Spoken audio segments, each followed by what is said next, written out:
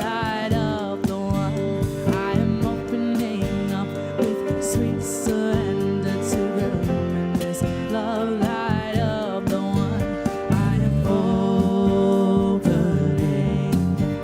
I am opening. I am opening. I am opening. I am opening up with sweet surrender to the luminous love light of the one. I am opening up with sweet surrender to the luminous love light of the one. I'm opening up in sweet surrender to the luminous love light of the one. I'm opening up in sweet surrender to the luminous love light of the one. I am opening up in sweet surrender to the luminous love light of the one. I am opening up in sweet surrender to the luminous love light of the one. I am opening up in sweet surrender to the luminous love light of the one. I am opening up in sweet surrender to the luminous love light of the one.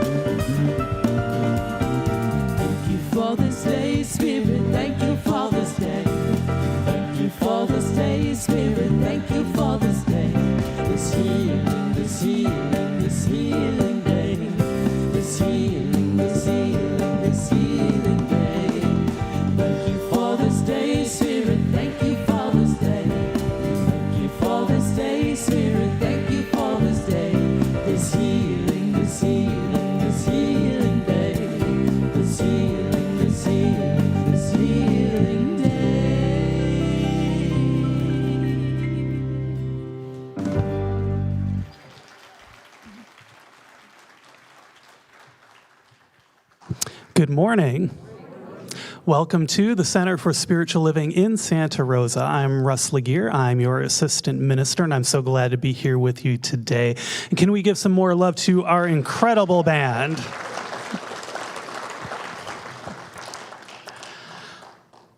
Our founder, Dr. Ernest Holmes, teaches that just as our physical universe is governed by law, so too is our spiritual life.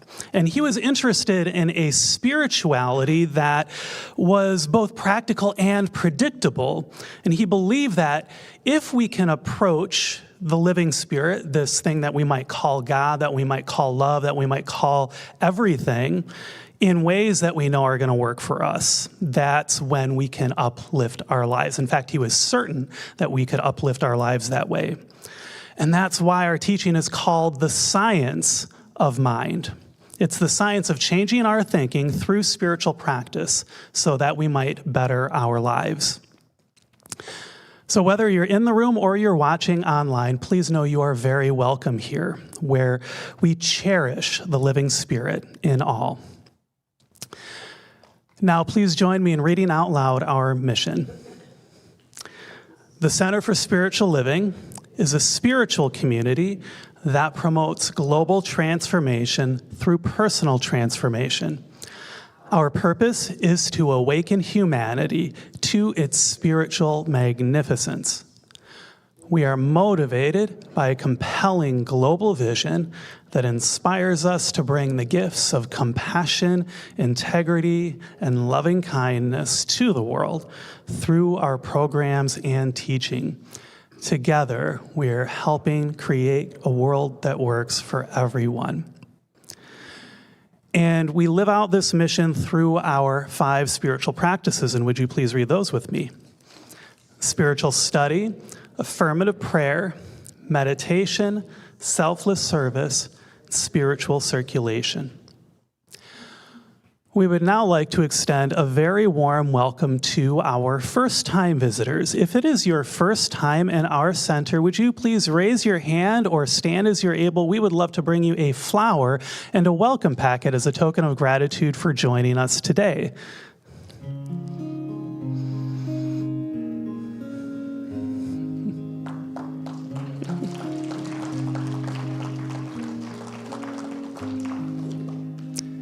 And if it's your first time watching online, would you let us know in the chat? We'd like to say hi to you too. I know that somewhere between the music, meditation, prayer, practices, and Dr. Edwards' message, you will find exactly what you need for the next step of your spiritual unfoldment. Please know you're very welcome here. Now, please enjoy some music before our short time of silent contemplation and prayer.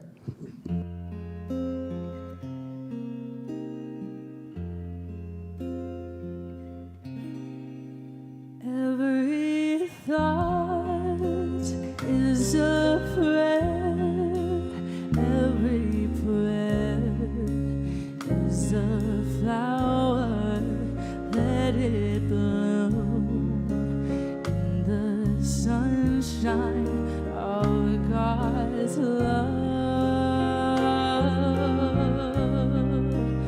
Every thought is a prayer. Every prayer is a flower. Let it bloom in the sunshine of God's love.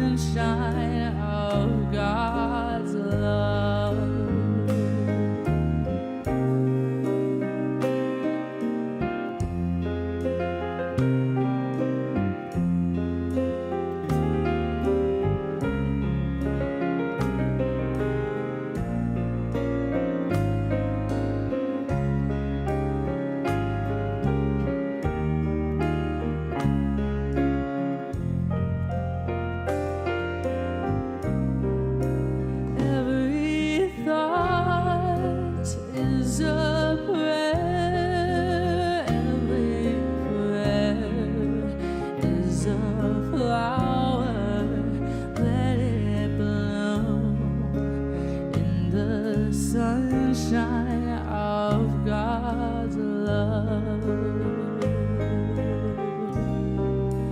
Let it blow in the sunshine of God's love.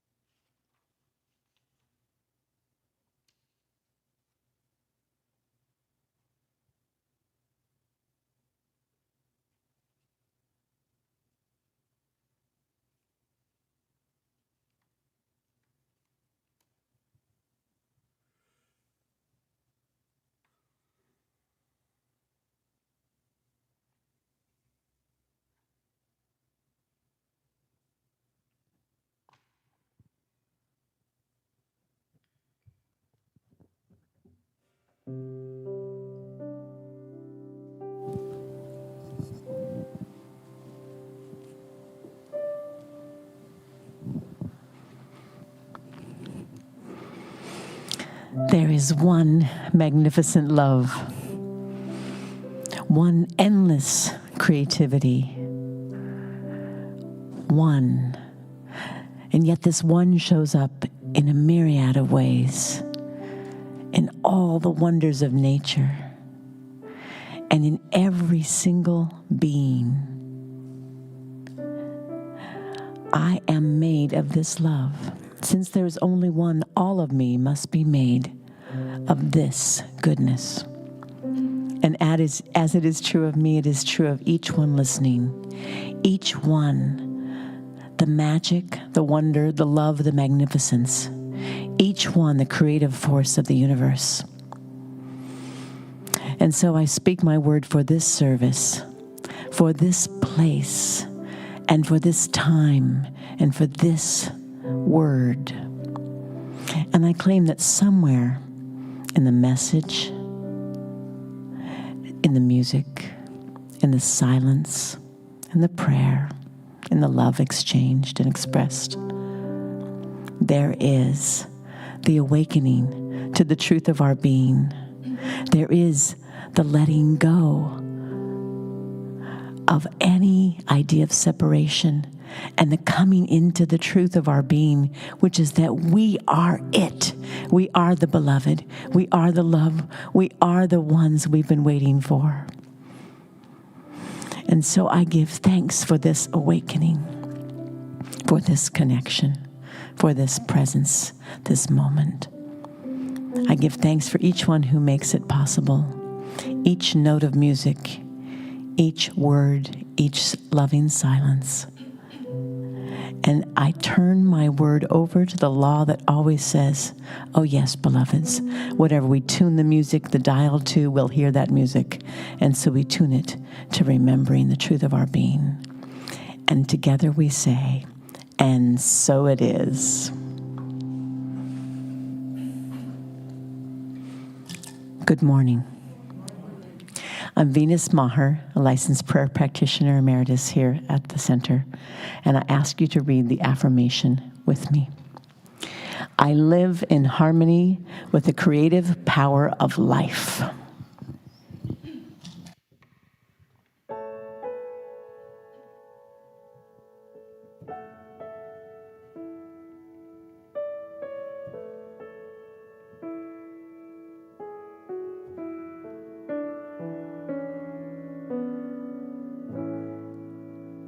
I've always put up my fences and held my defenses in front of me,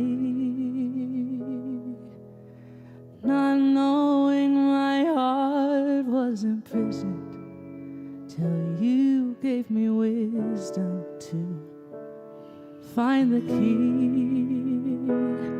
I'm ready to begin.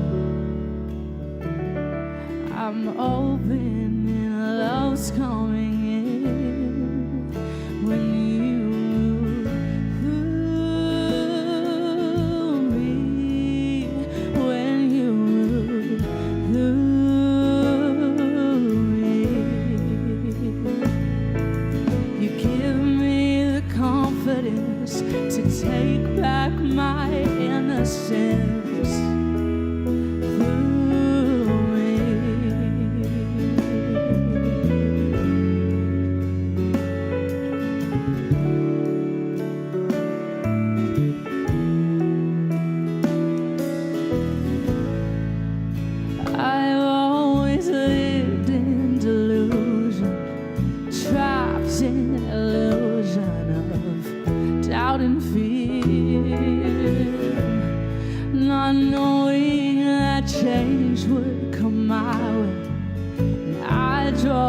your highway, free and clear from all my regrets.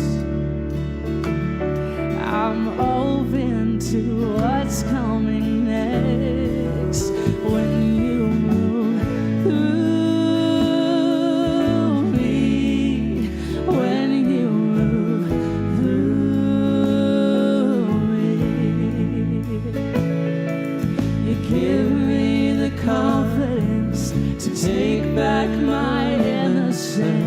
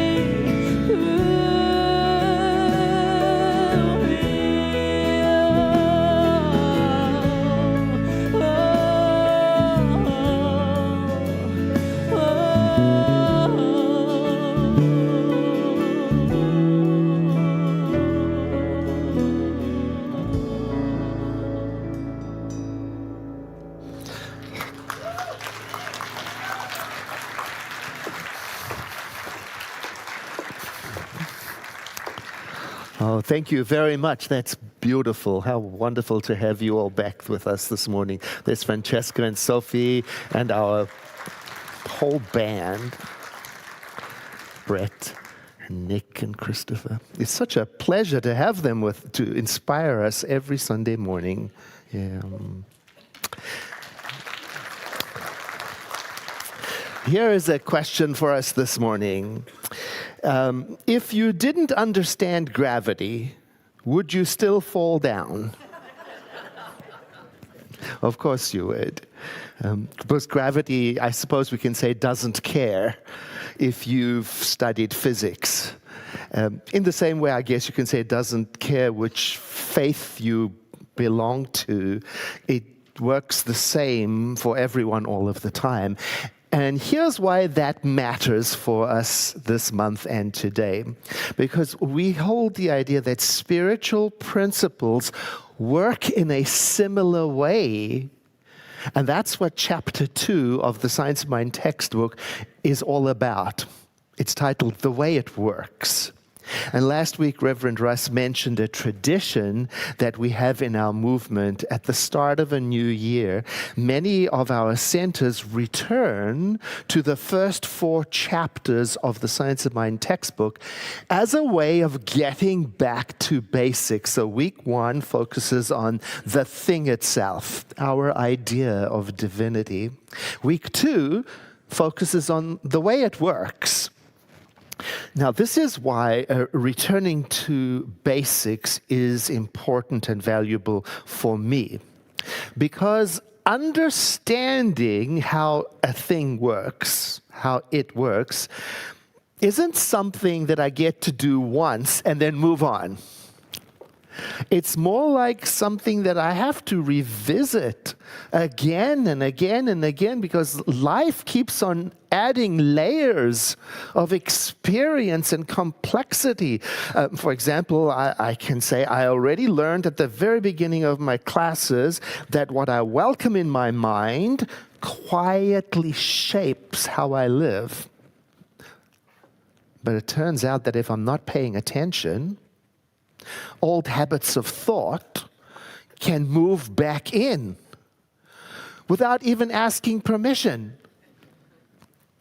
So it's useful for me to get back to basics, especially when the dust and the grime of living dulls what once felt clear and alive.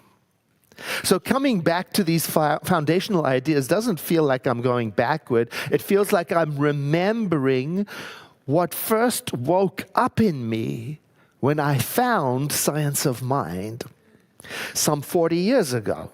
When I walked into my first Center for Spiritual Living, I felt something shift in me immediately because people there were talking about spirituality and the divine and the creative power of life in a way I had never heard before. It was exciting for me and also a little unsettling. In a good way, I guess, because I realized rather quickly that I was going to have to set aside, at least temporarily, many of the ideas and assumptions I had been raised with about my place in the universe, so that I could openly consider these new ideas that were being offered, such as the new to me idea of a single creative source behind everything, a living intelligence expressing itself in countless forms, everything sharing this as a common origin.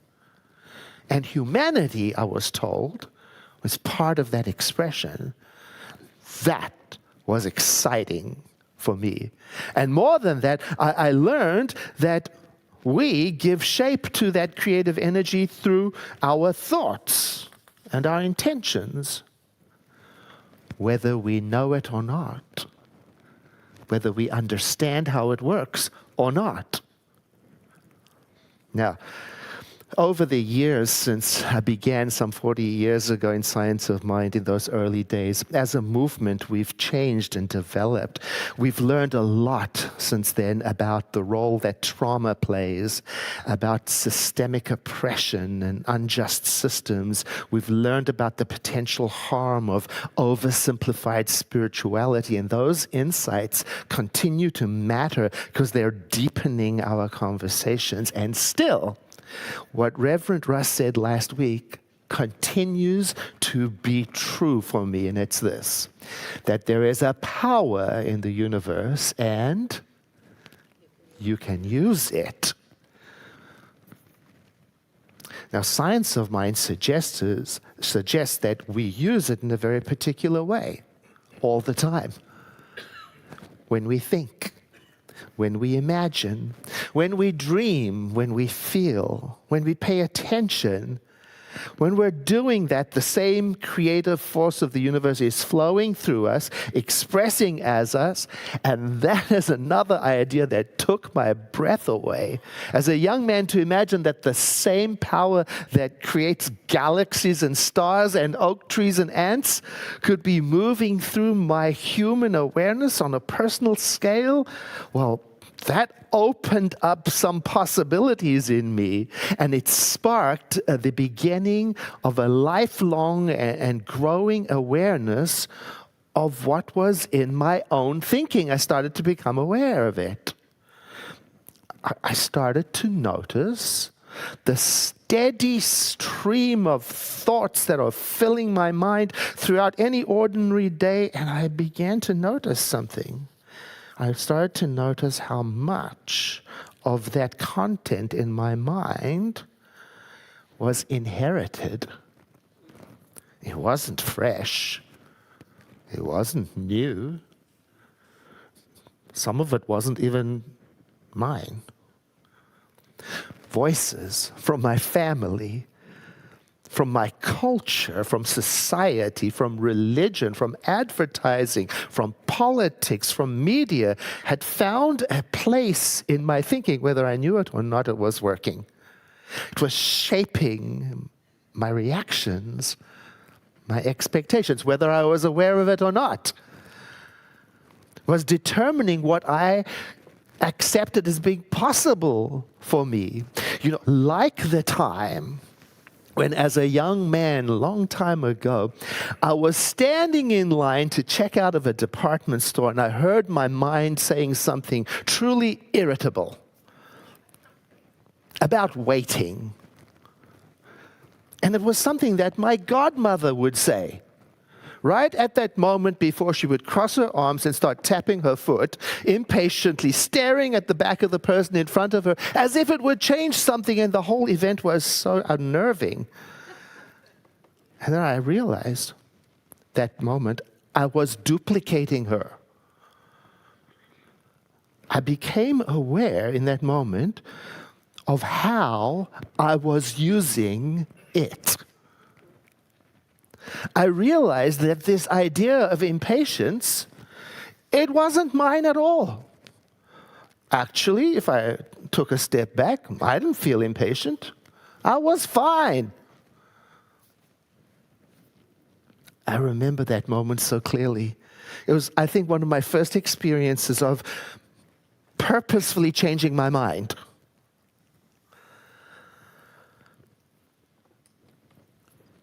And my inner dialogue. And then my experience shifted.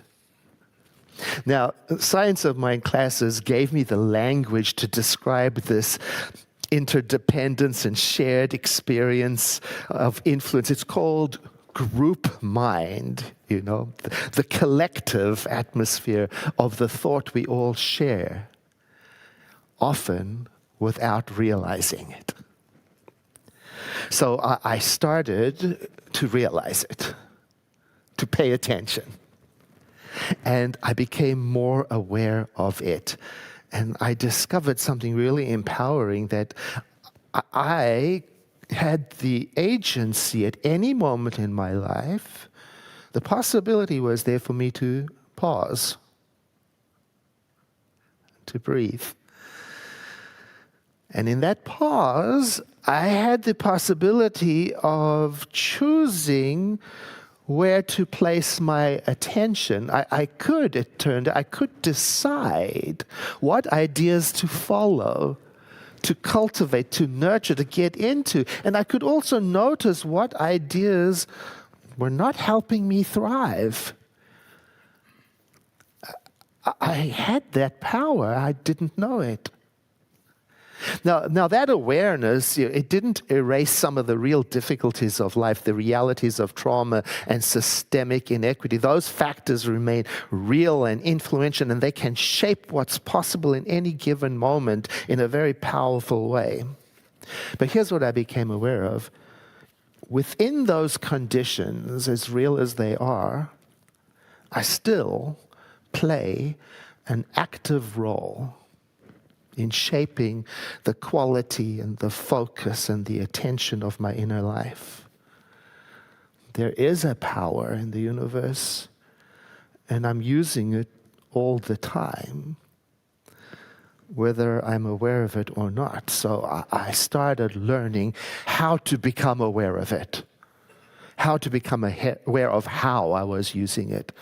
I started becoming watchful of my thinking, and that became an act of care, self-care, and care for my relationships and care for my world, because I realized that the way that you and I live in our inner life isn't just for us alone.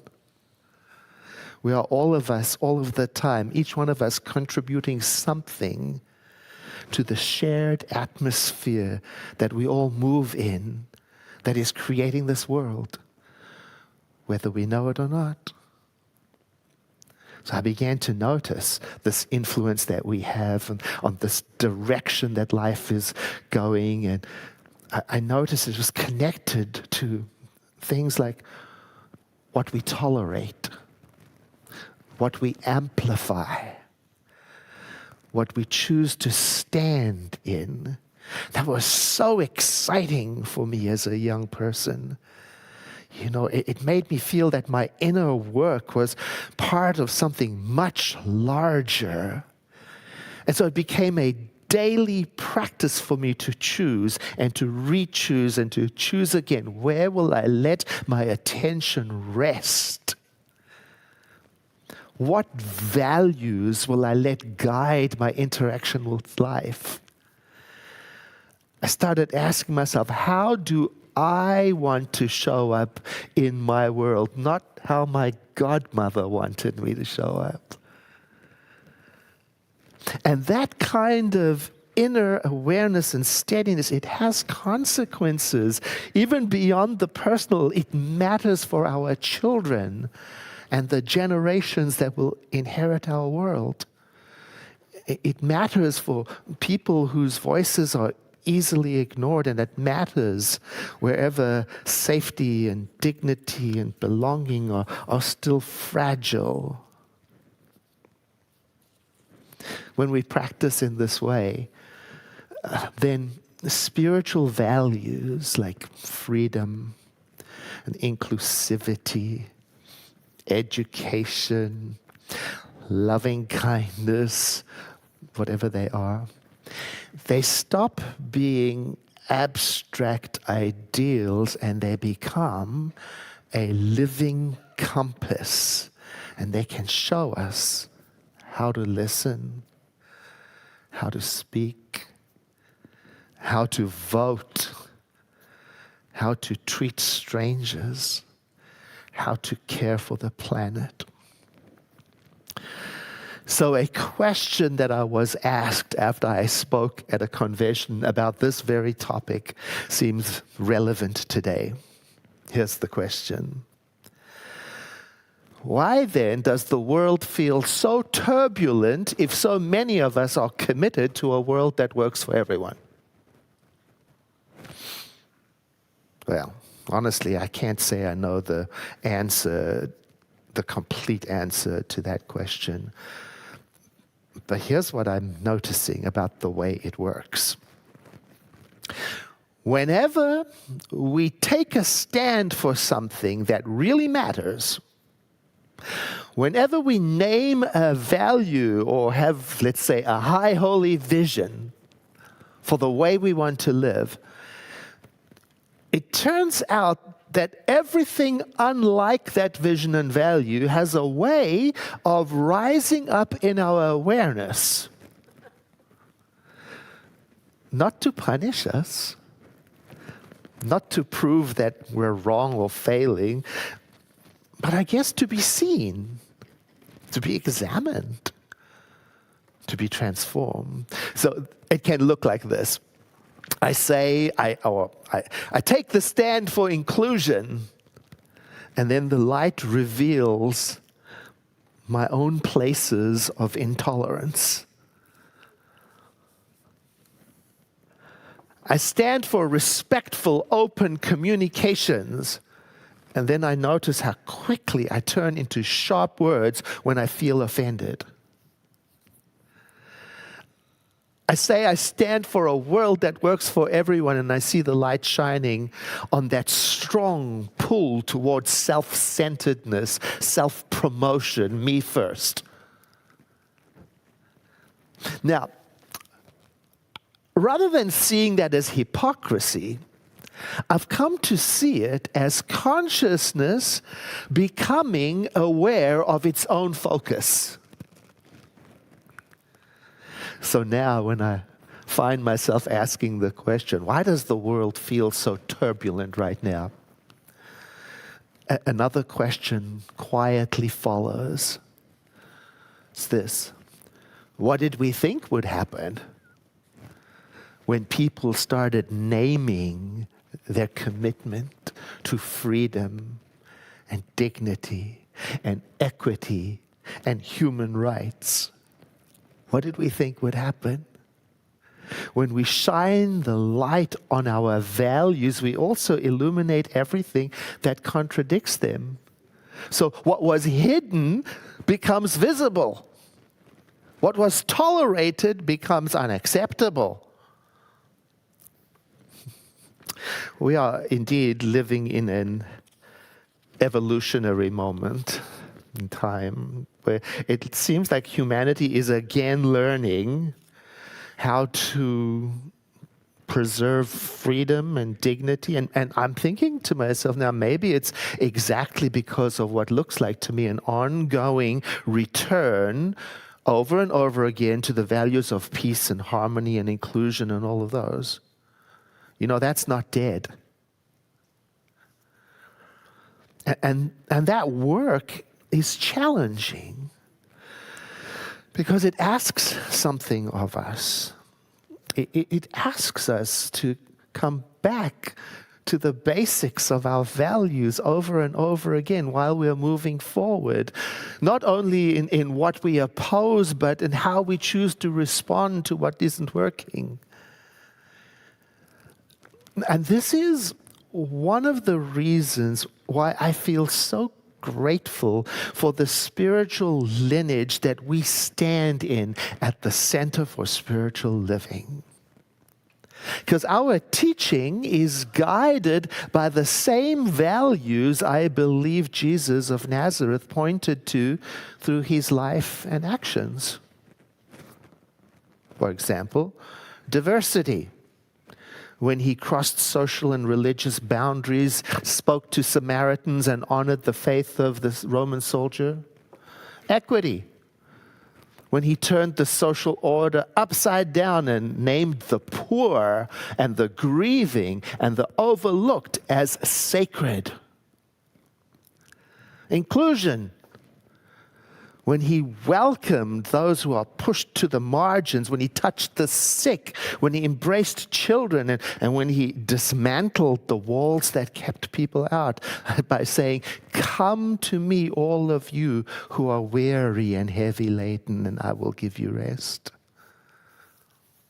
And I'm grateful that our founder studied those teachings, not to place them on a pedestal, but to illustrate how the creative power of life flows and can work through a person who refuses to go with the crowd, but who instead takes a stand and makes room for something larger and more loving. And that's our work. Now that brings me back to the core principle of our teaching.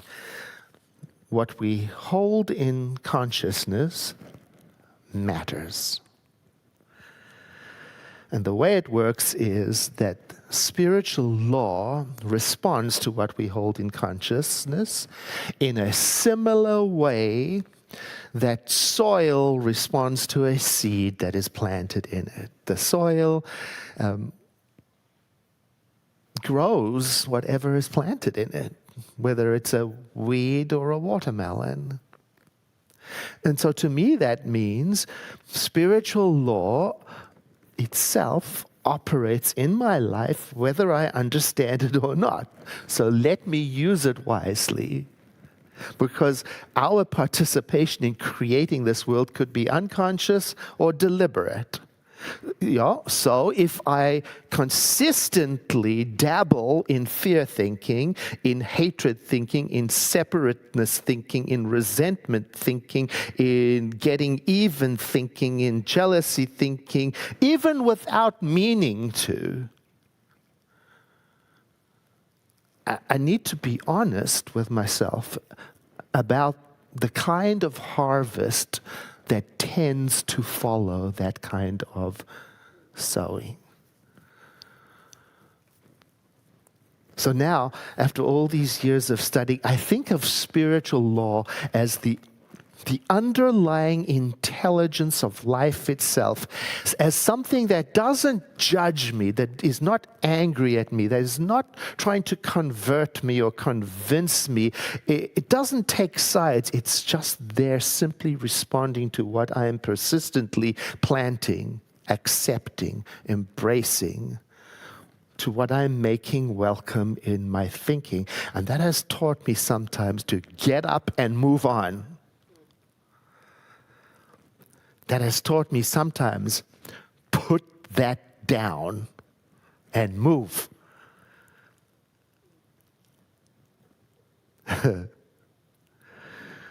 To me, that's what the invitation and the challenge of spiritual living is all about.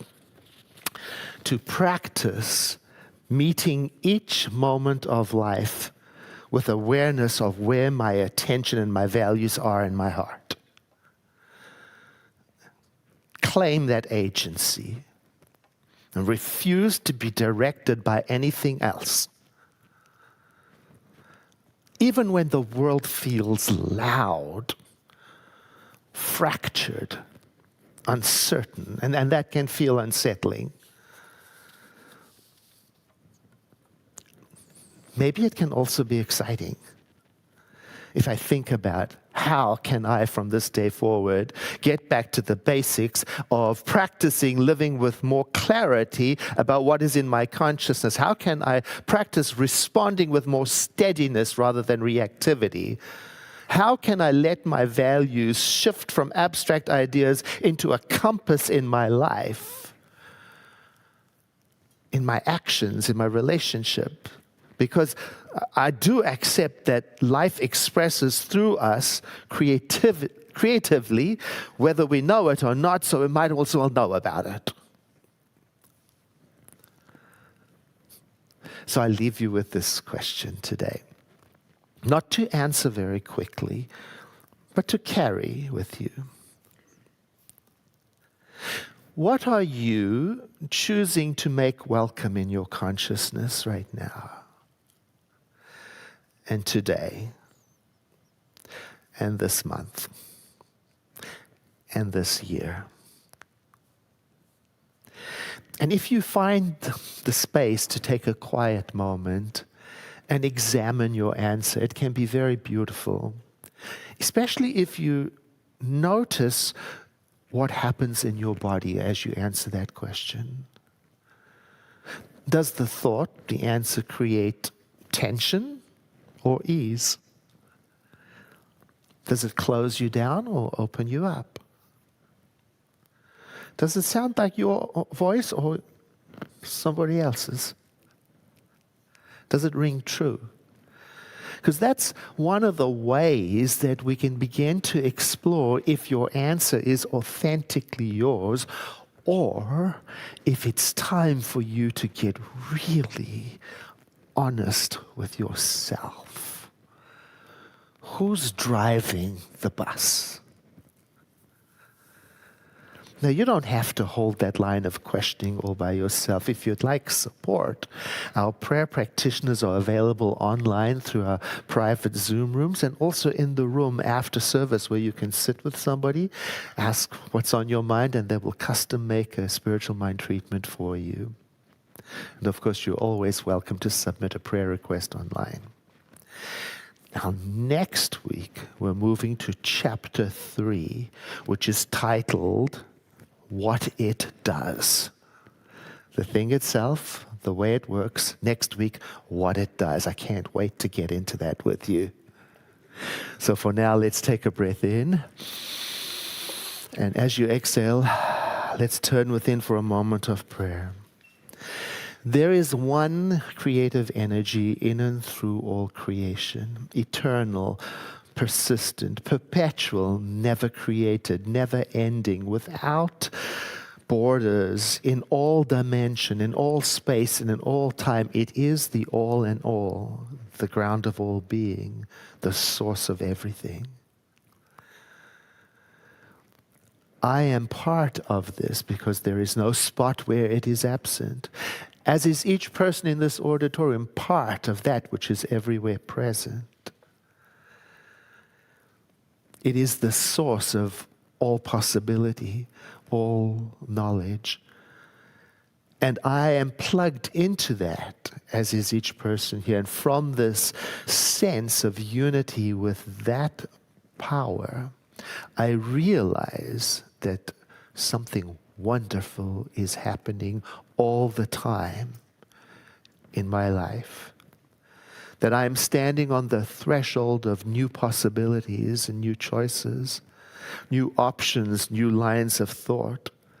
And so today I let myself joyfully examine the direction I wish my mind to go in. I look into my being to find out how I wish to show up, what I want to shake off and leave behind, and where I want to turn and thrive. And I do it with a sense of community, making sure that everything I choose and everything I engage in is for the good of all and the harm of none.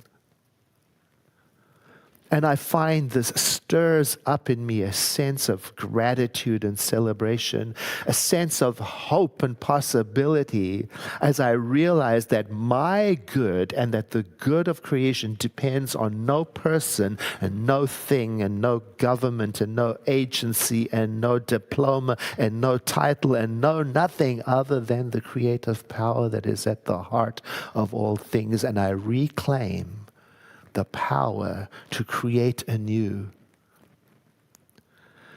With this sense of delight, then, I bring this prayer to a conclusion by saying together with you, and so it is, followed by a deep breath in and a sigh. As we use that breath to make the transition to the part of our service where we support our center with our financial gifts. I ask the ushers to stand, and as you prepare your gift, perhaps you'll place your hand on your chest as a physical symbol of your heart connection to this, your Center for Spiritual Living, and say after me, I bless this gift. I send it forth to heal and prosper. It does amazing work in the world. And so it is. Ushers, please receive the gift.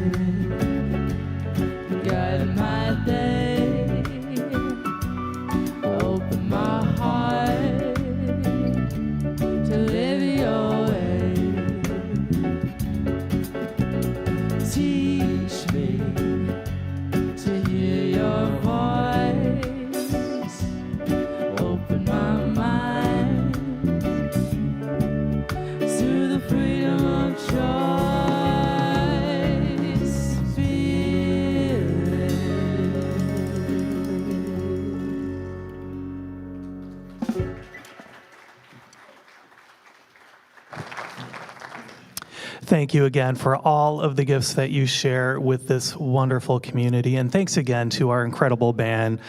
I just have to say, Fran is on fire today. All right, it's that time of the year again. It is time for our new education catalog. And in it, you'll find all of our classes upcoming through April. And by the way, keep an eye on that catalog each week because there are more and more classes being added to it all the time. But there is one class that is near and dear to me that I wanted to share with you because it's coming up very soon.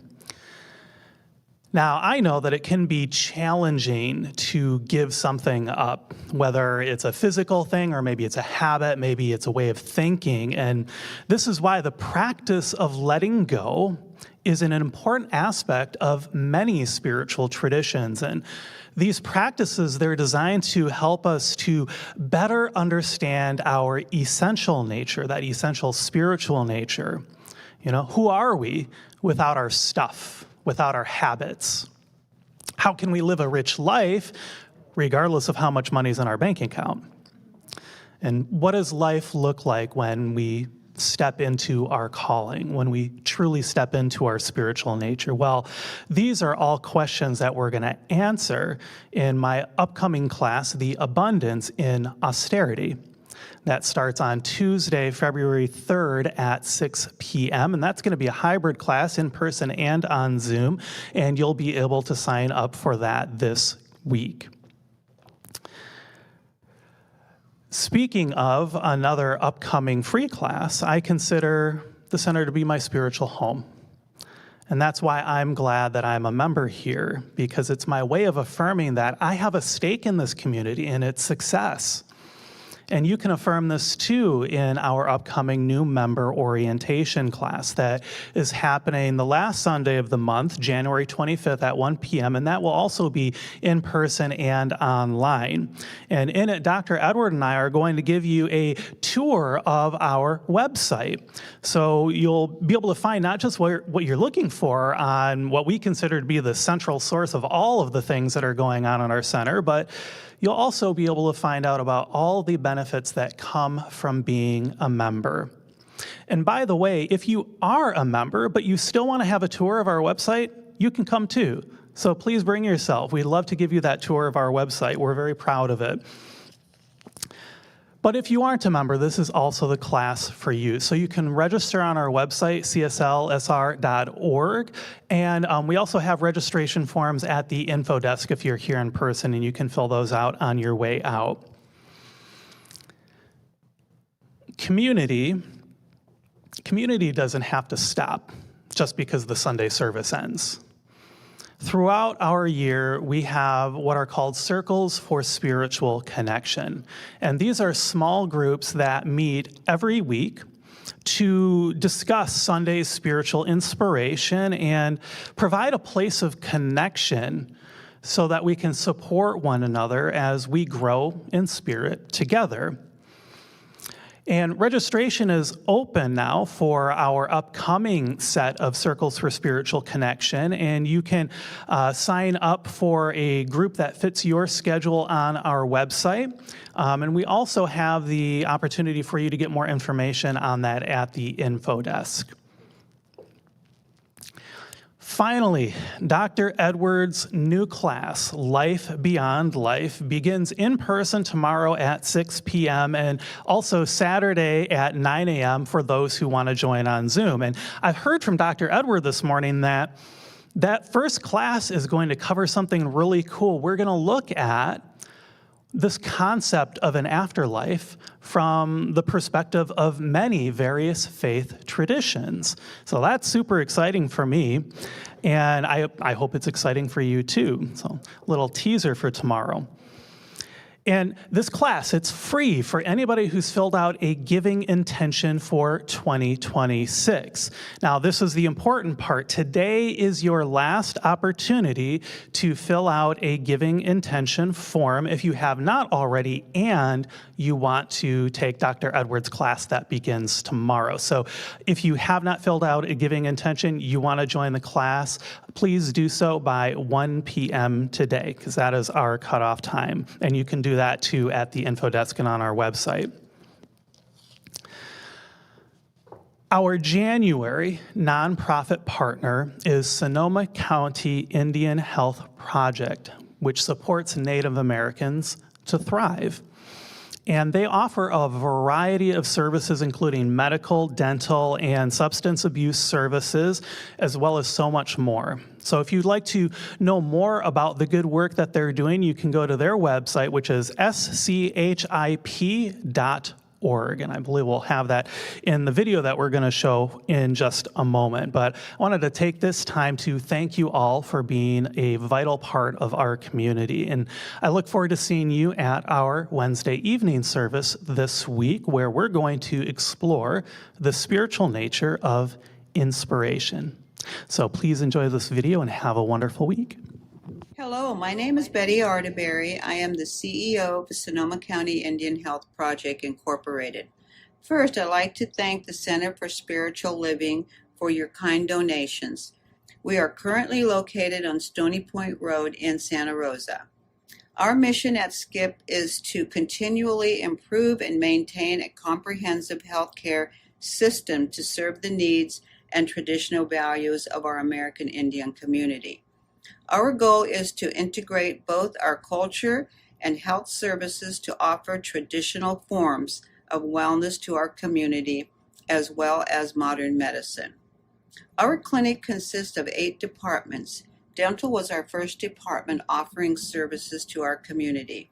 Over the years, we have grown from a single chair to 15 operatories, 8 dentists, and an orthodontist.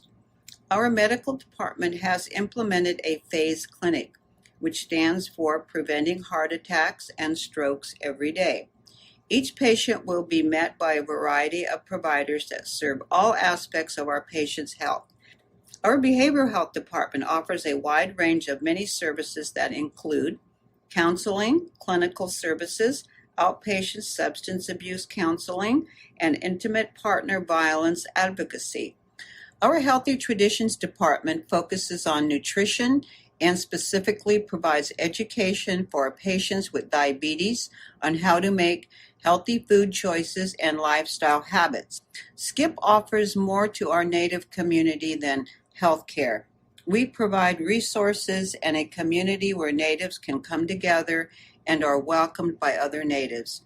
As a nonprofit, donations are welcomed, and again, we thank the Center for Spiritual Living and hope you have enjoyed learning more about our clinic. Thank you.